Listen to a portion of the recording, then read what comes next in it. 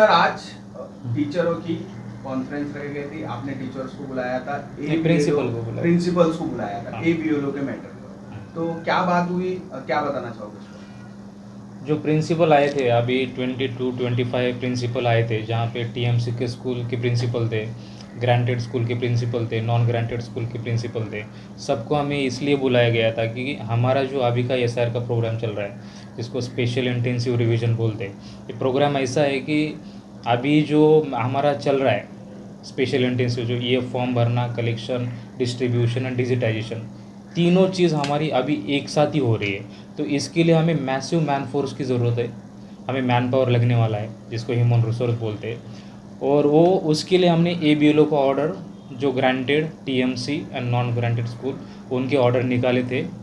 तो मैंने अभी उनको यही रिक्वेस्ट किया है कि किसी भी कंडीशन में, अभी 8 अगस्त हमारा अल्टीमेट टाइमलाइन है, तो उसके मध्य नज़र रखते हुए हमें जल्दी से जल्दी ABLO हमें यहाँ पे प्रेजेंट करना बहुत ज़रूरी है, और उसको BLO को असिस्ट करना बहुत ज़रूरी है, जिससे हमारा डिजिटाइजेशन प्रॉपरली हो। अभी हमारा डिजिटाइजेशन मुमरा का 40% तक गया है, जो पूर्ण 18 हमारे कॉन्स्टिट्यूंसी है ठाणे ज़िले में, तो उसमें हम 4th रैंक पे अभी है। लेकिन मेरा ये मानना है कि हम 4th से कैसे फर्स्ट पे पहुंच सकते हैं, जिसमें हमें बहुत मैन पावर की ज़रूरत लगेगी। इसलिए मैंने प्रिंसिपल को भी ये डायरेक्शन अभी दिए है कि जो प्रिंसिपल SR के गाइडलाइन के मध्य नज़र रखते हुए किसी भी कंडीशन में हमें अभी उनको हमें सहकार्य करना है।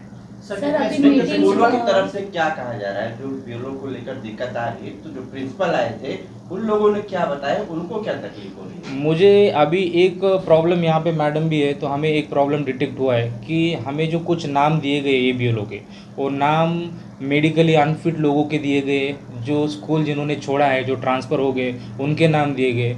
इससे क्या होगा, SIR के प्रोग्राम को किस तरह से मिसगाइड किया जा सकता था। ऐसे कुछ प्रिंसिपल ने हमें नाम गलत तरीके से नाम दिए गए, जिनको हम प्रेजेंट करने में हमें बहुत दिक्कतें आ रही है। तो मैंने प्रिंसिपल को ये बोला है कि अगर हम एडमिनिस्ट्रेशन को अगर मिसगाइड करोगे, तो आपके ऊपर कड़क से कड़क कार्रवाई मेरी तरफ से होने वाली है। कुछ स्कूलों को आपने कुछ नोटिस वगैरह भी दिए हैं अभी? यस, कितने स्कूलों जो को नोटिस दिया गया? क्या नाम? मैंने ज्ञानदीप स्कूलों का नाम क्या है? विद्या मंदिर मुमरा, ज्ञानदीप विद्या मंदिर मुमरा जो है, वहाँ के 3, अभी आप यहाँ पे देखोगे तो 3 के 3 BLO जो है, उन्होंने ऐसे नाम दिए जो ऑलरेडी BLO है।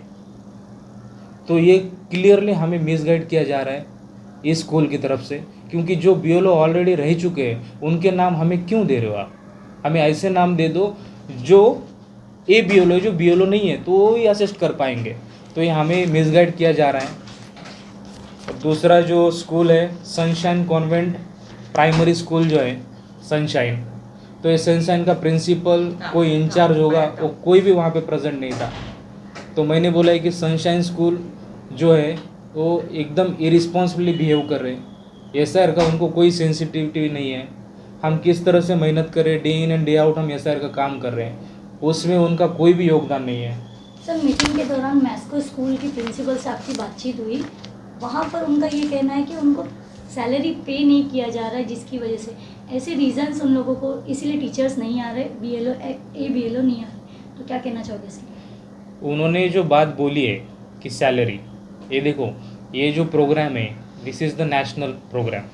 ये इलेक्शन कमीशन ऑफ इंडिया से प्रोग्राम कंडक्ट किया जा रहा है। हम सब डेपुटेशन के ऊपर है। हम एकदम मतलब काम जो कर रहे हैं 100% डेडिकेशन के साथ काम कर रहे हैं। अभी जो मेरा पेपर वर्क था, जो कोई सैलरी डिसबर्समेंट का इशू है, जो हमें मिल रहा है, इलेक्शन कमीशन ऑफ इंडिया से मिल रहा है, सेंसस कमीशन जो है वहाँ से मिल रहा है, तो हमने पूरा पेपर वर्क मुमरा प्रभाग समिति में जो 79 लाख का, वो पूरा पेपर वर्क हमने कंप्लीट करके आगे भेज दिया है। सर टोटल कितनी स्कूल्स मुमरा में है और कितने स्कूल्स ने अभी तक मिसगाइड किया है? कौन कौन से स्कूल्स ऐसी है जिन्होंने अभी तक रिस्पॉन्सिबल प्रूव नहीं हो? ये देखो, हमारी जो बात हो गई है वो रेडिएंट स्कूल से हमारा थोड़ी उनसे बात हो गई है, तो उन्होंने वो इशू उठाया कि हमें सैलरी नहीं मिल रही, वो नहीं मिल रही। ये देखो, अगर आपको सैलरी, आपको प्रॉपर ऑलरेडी सैलरी है, और जो आपको इंस्टॉलमेंट मिलने वाला है वो भी 100% मिलेगा, लेकिन वो रीज़न नहीं हो सकता है कि आप वोटर को हेल्प ना करो। वोटर को हमें पार्टिसिपेट करके उनको इंक्लूड कर लेना बहुत ज़रूरी है। वो डेमोक्रेसी का पार्ट एंड पार्सल है। अगर वो डेमोक्रेसी को एंजॉय करना चाहते हैं, उनको हेल्दी डेमोक्रेसी का मीनिंग यही है कि वोटर लिस्ट में होना बहुत ज़रूरी है, तभी तो एक्सरसाइज कर पाएंगे। सर मीटिंग में ऐसी भी बात हुई कि बीएलओ फोन नहीं उठा रहे, तो आपने कहा कि आपके पास आइए। अब कई आरोप आप पे भी लग रहे कि आप भी फोन नहीं उठाते हो और आप मिलते भी नहीं हो, तो उस पर क्या बताओ? एक व्यक्ति है जो मंत्रालय तक आपकी शिकायत किया है, लगभग 50 से 60 कॉल उसने आपको किया है और आपके कॉल नहीं उठाने पर वो Yes. मंत्रालय तक का कंप्लेंट किया। यस, उन्होंने जो कंप्लेंट मेरी की है तो उस दिन वो मुझे मिले थे और मिलने के बाद बोले कि आप मिलते ही नहीं हो। तो ऐसा कैसे हो सकता है, आप मिल के मुझे बोल रहे हो कि आप मिलते ही नहीं हो? ये तो सबसे गलत बात मुझे लगा उस दिन कि उन्होंने मुझे मिला और बोल रहे कि आप मिलते नहीं हो। और मैंने उनको क्या किया, एक कॉल नहीं उठाना, नहीं, ये क्या दर्शाता है? ये एक चीज़ याद रखो। और उनको मैंने ये भी बोला है कि पोलाइटली बोला है कि आपको कुछ काम होंगे तो मेरे पास लेके आओ। तो उन्होंने बोला है कि मैं कल लेके आऊँगा। तो मिलने के बाद वो मुझे मिले और उसके बाद भी वो बोल रहे कि मैं कल, मेरे पास अभी डॉक्यूमेंट नहीं। मैंने बोला आप मुमरा में रहते हो तो जो डॉक्यूमेंट्स है, जो आपकी कंप्लेंट है, मैं उसको सॉल्व कर दूंगा, आप मेरे पास वो कंप्लेंट लेके आओ। लेकिन वो कंप्लेंट लेके नहीं आएंगे। उन्होंने बोला कि मैं कल लेके आऊँगा। तो इसका मतलब वो भी मुझे मिलने के लिए इंटरेस्टेड नहीं है, ऐसा